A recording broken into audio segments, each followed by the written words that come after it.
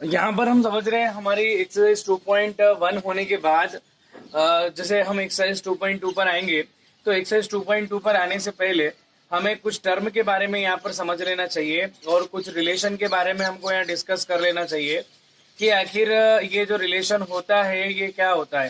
ठीक है, तो हम यहाँ से कुछ टर्म, यहाँ पर मैंने कुछ पॉइंट्स बना रखे हैं, उन पॉइंट से हम समझते हैं। ध्यान दीजिए, अ relation from Q, a relation from a non-empty set A to non-empty set B। ए और बी दोनों नॉन एम्पटी सेट होने चाहिए, यानी ए और बी दोनों क्या होने चाहिए, नॉन एम्पटी, यानी कि वो खाली नहीं, एम्पटी सेट नहीं होना चाहिए। जब नॉन एम्पटी सेट पर एक रिलेशन हम डिफाइन करेंगे तो वो ये कह रहा है कि एक रिलेशन क्या होता है, a relation from a non empty set A to a non empty set B is a subset of the Cartesian product of A cross B. क्या होता है, जब हम दो सेट का कार्टेशियन प्रोडक्ट निकालते हैं, ए क्रॉस बी हम जब निकालेंगे तो हमको मालूम है कि ए क्रॉस बी कैसे निकलता है, अभी हम पिछली एक्सरसाइज में पढ़कर आए हैं। तो ए क्रॉस बी पर जब रिलेशन डिफाइंड होता है तो रिलेशन ए क्रॉस बी का, ए क्रॉस बी के अंदर क्या आते हैं, आपको मालूम है ऑर्डर्ड पेयर। तो ए क्रॉस बी के जितने भी ऑर्डर्ड पेयर आ रहे हैं, उन सभी ऑर्डर्ड पेयर, वो ए क्रॉस बी के अंदर जितने भी ऑर्डर्ड पेयर आ रहे हैं, तो उसके अंदर से, ए क्रॉस बी के अंदर से कुछ ऑर्डर्ड पेयर जो है वो कहाँ मिल जाएंगे, हमको आर के अंदर मिलेंगे, है ना। तो इसका मतलब आर क्या हो जाएगा, हमारा जो रिलेशन होगा, तो रिलेशन जो है वो भी क्या है, एक तरीके से सेट है जो ए क्रॉस बी के कुछ ऑर्डर्ड पेयर को या सारे ऑर्डर्ड पेयर को क्या करता है, कंटेन करके रखता है। ठीक है, तो यहां अपन बात समझते हैं कि रिलेशन क्या है। तो relation from a non empty set A, it not be empty set, दोनों नॉन एम्पटी होने चाहिए। ये कंडीशन आपको यहाँ तुरंत समझ में आनी चाहिए। समझ में आ रही है, एक रिलेशन जो है वो कहां से कहां डिफाइन हो रहा है, नॉन एम्पटी सेट से नॉन एम्पटी सेट पर डिफाइन हो रहा है। A relation from a non empty set A to non empty set B is a subset, is a subset of the Cartesian product of A cross B. वो क्या होगा, ए cross B का एक subset होगा। अब हम आगे चलते हैं, सेकंड पॉइंट पढ़ते हैं। The subset derived bye describing a relationship between the first element and the second element. वो सबसेट जहां पर फर्स्ट एलिमेंट और सेकंड एलिमेंट के बीच में एक रिलेशनशिप डिस्क्राइब होती है, तो ऐसे सारे जितने भी ऑर्डर्ड पेयर जहां पर रिलेशन, उन सभी का सबसेट जो है वो हमारा क्या कहलाएगा, रिलेशन कहलाएगा। In that the second term element is called the image of the first element। तो जहां पर हमारे रिलेशन के अंदर जो फर्स्ट एलिमेंट आएगा और जो सेकंड एलिमेंट आएगा, तो सेकंड एलिमेंट को हम क्या बोलते हैं, image of the first element. क्या बोलते हैं, इमेज ऑफ द फर्स्ट। यहाँ पर आपको ध्यान में आना चाहिए, सेकंड एलिमेंट जो है रिलेशन के अंदर जो भी आएगा वो क्या कहलाएगा, image of the first element. मैं आपको अब एग्जाम्पल ले लेता हूँ, एग्जाम्पल से और ज्यादा क्लियर हो जाएगा। मान लीजिए आपका एक ए है, एक सेट है 1 2 3। अब ये सेट है, तो सबसे पहले हमने एक रिलेशन डिफाइन किया है सेट ए से सेट ए पर। ध्यान दीजिएगा, ये ए से कहां पर, ए पर एक रिलेशन डिफाइन है आर, ये है 1 2 3, और इसमें भी क्या आ जाएगा 1 2 3। फिर अपन बात करते हैं यहाँ पर, जिसे अपन ने रिलेशन डिफाइन किया है, रिलेशन कहता है कि एक्स वाई, रिलेशन के अंदर ओनली वो ऑर्डर पेयर आएंगे जहां पर y is greater than 1/x, मतलब जहां पर y जो है x से कितना मोर है, more than 1। y is more than 1 more than x, y जो है वो x से कितना 1 ज्यादा है। सपोज x की जगह आप रखो 1। एक बात हो रही कि x और y दोनों कहाँ के एलिमेंट है, सेट a के एलिमेंट है। x की जगह आप रखो 1, तो 1 + 1 हो जाएगा 2, तो ये 1 और 2 कहाँ आ जाएगा आपका आर में।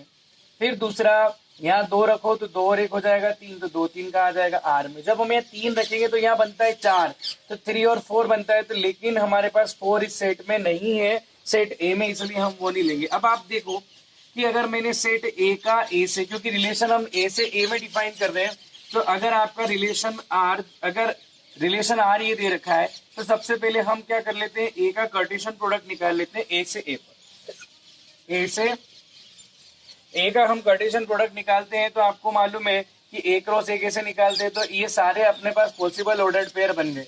ठीक है, ए क्रॉस ए, ये सारे पॉसिबल ऑर्डर्ड पेयर क्या हो गए, बन गए। कैसे निकालते हैं अपन, 1 1 1 2 1 3 2 1 2 2 2 3 3 1 3 2 3 3, ये सारे पॉसिबल अपने पास एक्रॉस एक एक ऑर्डर्ड पेयर आ गए। लेकिन रिलेशन के अंदर कौन से ऑर्डर्ड पेयर आएंगे जो इस रूल को फॉलो करते हो, तो वो कौन है, 1 2 और 2 3। ये 1 2 2 3 लिख दिए। अब आपको मालूम है कि 1 2 2 3 क्लियरली हमें कहाँ मिल रहा है, सेट ए क्रॉस ए में मिल रहा है। तो इसका मतलब ये हो गया कि आर जो है वो क्या होता है, सबसेट होता है। किसका सबसेट होता है, R is a subset of Cartesian product, R is a subset of Cartesian product of two sets. R जो होता है वो दो सेट के कार्टेशियन प्रोडक्ट के इक्वल होता है। अब यहाँ पर ये बात समझने के बाद हम फिर बात करते हैं, जैसे हमारे पॉइंट क्लियर हो जाता है, इसके बाद हम ये कहते हैं कि what is the domain and what is the range of the given relation. ध्यान दीजिए, थोड़ा सा अपन बात करते हैं यहाँ पर डोमेन की। Domain of relation, domain, range and codomain. ठीक है, सबसे पहले अपन बात करते हैं रेंज की। रेंज और डोमेन और कोडोमेन ऑफ हमारे पास आ जाएगा रिलेशन। रिलेशन में जैसा कि हम यहाँ बात करने जा रहे हैं, तो इसके लिए हमको जो डोमेन चाहिए होगा, यहां पर ये रिलेशन आपका सेट ए से ए पर डिफाइंड है। एक रिलेशन आर, इसके एलिमेंट 1 2 3, इसके भी एलिमेंट कितने हो गए, 1 2 3 हो गए। ठीक है, तो यहाँ पर रिलेशन जो हम बात करेंगे उसका डोमेन की हम बात करने जा रहे हैं कि डोमेन क्या हो। तो ये जितने भी आपके पास, ये देखिए रिलेशन को, रिलेशन के अंदर डोमेन और कोडोमेन और रेंज, रिलेशन के अंदर जितने भी आपको ऑर्डर्ड पेयर दिखाई दे रहे हैं, रिलेशन के अंदर कौन कौन सा ऑर्डर्ड पेयर दिखाई दे रहा है, रिलेशन के अंदर ऑर्डर्ड पेयर है 1 1 2 और 2 3। तो इन सभी ऑर्डर्ड पेयर के जितने भी फर्स्ट एलिमेंट हैं, उन सभी फर्स्ट एलिमेंट का सेट हम लिख लेते हैं, तो वो बनेगा आपका डोमेन। क्या बनेगा, डोमेन ऑफ द रिलेशन। तो यहाँ ये जितने भी ऑर्डर्ड पेयर है, इनका फर्स्ट एलिमेंट, जितने भी फर्स्ट एलिमेंट होंगे उन सभी का सेट। रेंज क्या होता है, रेंज होता है जो सेकंड एलिमेंट है उनका set. The set of all the second element of ordered pair is called the range of the given relation. और फिर आता है कोडोमेन। तो कोडोमेन का मतलब कि रेंज कौन से सेट में मिल रही है। ये जो रेंज आपको 2 3 मिली है, तो एक्चुअली कि कोडोमेन कि रिलेशन जिस सेट से जिस दूसरे सेट पर डिफाइंड है, तो second set total, second set जो होता है वो कहलाता है आपका कोडोमेन। सेकंड सेट क्या कहलाता है, कोडोमेन। तो कोडोमेन कौन हो गया, 1 2 3। समझ में आगे बात। जहां रिलेशन फर्स्ट से जिस सेकंड सेट पे डिफाइंड होता है, तो सेकंड सेट जो है टोटल वो कहलाता है आपका codomain.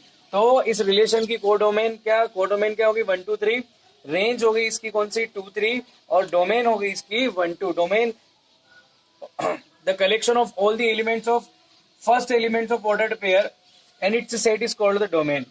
And the range, the set of all the second elements of the ordered pair is called range. And codomain, the second set of the given यहाँ पर जो दिया गया है आपका ए क्रॉस ए में, वो कहलाएगा आपका यहाँ पर कोडोमेन कहलाएगा। ठीक है, तो इस तरीके से हमारा जो है ये लेक्चर यहाँ पर क्या हो जाता है, कंप्लीट हो जाता है। तो ये आपको रिलेशन जो है इसको ध्यान से समझना है, नोट करना है अपनी फेयर कॉपी में।